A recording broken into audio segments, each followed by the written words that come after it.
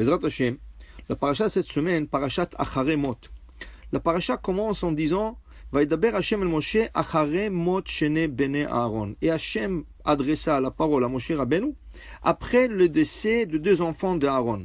Pourquoi la Torah précise que la parole a été adressée à Moshe après le décès de deux enfants d'Aaron?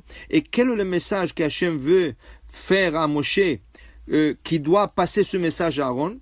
Rashi dit, Machal, on donne une allégorie à un docteur qui est venu voir quelqu'un. Il dit, tu sais, la cigarette, c'est pas bon pour toi. Il faut que tu arrêtes.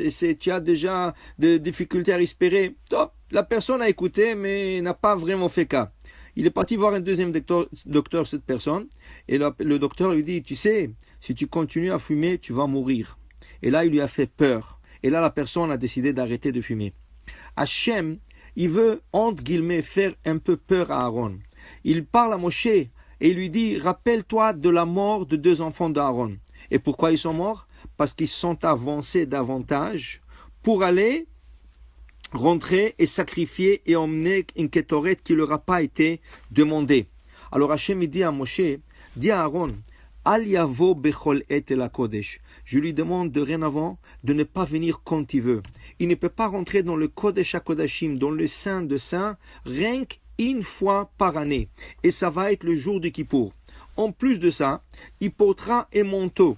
Et sur le manteau, en bas, il y aura 72 cloches qui vont faire un petit bruit. Que comme ça,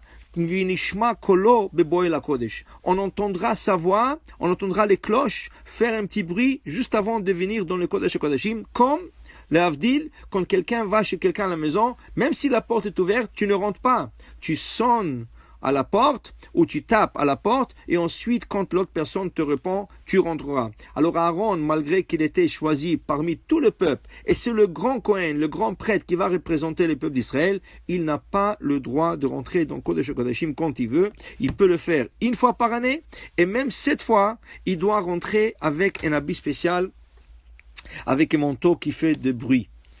On dit que l'habitude, pourquoi Hachem avertit Aaron? Parce que Aaron se trouve normalement toujours dans le Beth Amikdash. Chaque jour, il s'y trouve depuis le matin jusqu'au soir, jusqu'à la fermeture. Et il s'habitue. Et quand on s'habitue à quelque chose, on perd deux fois, Haz v'Shalom, le respect. Et c'est pour ça, de temps en temps, il faut réveiller la personne. Le Talmud nous donne un exemple de perdre le respect ou perdre la chose qu'on doit faire avec l'habitude. Le Talmud nous prend l'exemple de Yona. Yona Hanavi, la Haftara que nous lisons le jour de Kippour. Yona était un prophète qui a été envoyé par Hachem à la ville de Ninvé pour aller annoncer à ce gens-là que s'ils ne retourneront pas à Betchouva, Hachem va détruire la ville. Yona essaye de se sauver d'Hachem. Qu'est-ce qu'il fait? Il paye, il monte sur un bateau et il va en pleine mer. On connaît l'histoire qu'en pleine mer, Hachem fait monter une tempête. Et là, ils ont fait un tirage au sort. Et le tirage au sort est tombé sur Yona. Et Yona leur dit effectivement que c'est lui le responsable de cette tempête. Et il demande à tous les voyageurs de le jeter dans la mer. Ils étaient hésitants, mais à la fin, ils n'avaient pas le choix. Ils l'ont jeté dans la mer. Tout de suite, Hachem, Vayemen Hachem Dag. Vayamen Hachem Dag. Hachem envoie un poisson, une baleine plutôt, qui va avaler Yona. Et Yona reste dans le ventre de cette baleine pendant 3 jours. Là, le Midrash et la Gemara nous enseignent que la baleine a montré à Yona tous les trésors qu'il y a dans les océans. Et il a tourné, il était fasciné, et il était bouche bée, et il était bien. Il a dit, Baruch Hashem, je suis toujours sauvé d'Hachem, je suis dans le ventre de la baleine. Et il n'a pas pensé pour un moment qu'il doit prier Hachem pour le sauver. Il ne peut pas rester éternellement dans le ventre de la baleine. Mais il était bien pour le moment. Alors il n'a pas pensé qu'Hachem doit le sauver, qu'il doit prier. Qu'est-ce qu'il fait Hachem? Hachem envoie un autre poisson. La baleine envoie un autre poisson qui est assez grand. Et ce poisson avale Yona dans le ventre de la baleine. Et là, Yona ne peut plus bouger. Il est comme captif dans le ventre du petit poisson, plus petit poisson que la baleine, et il ne peut plus bouger. C'est écrit là-bas dans l'Haftara, Vaïtsa Yona el Hashem mime'e adaga.